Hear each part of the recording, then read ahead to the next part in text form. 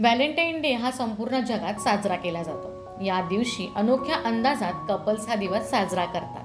ही तारीख कायम लक्षात राहावी म्हणूनच याच दिवशी कपल्स विवाह बंधनात अडकतात.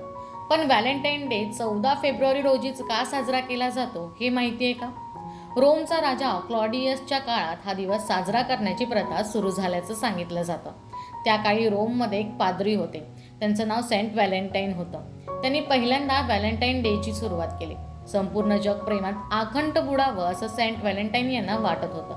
पण ते राहत असलेल्या शहराचे राजे यांना ही गोष्ट मान्य नव्हती. प्रेम आणि विवाहामुळे पुरुषांची बुद्धी आणि शक्ती नष्ट होते असं राजाचं मत होतं. त्यामुळे राजाने आपल्या सैन्यातील अधिकारी आणि सैन्याला लग्न न करण्याचे आदेश दिले होते.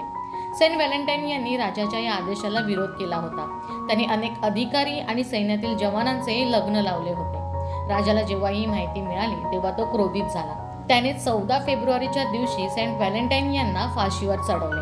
त्यानंतर सेंट व्हॅलेंटाईन यांच्या निधनाच्या दिवशी म्हणजे 14 फेब्रुवारी रोजी व्हॅलेंटाईन डे साजरा केला जाऊ लागला. सेंट व्हॅलेंटाईन यांच्या बलिदानाच्या आठवणी ताज्या करण्यासाठी हा दिवस साजरा केला जातो.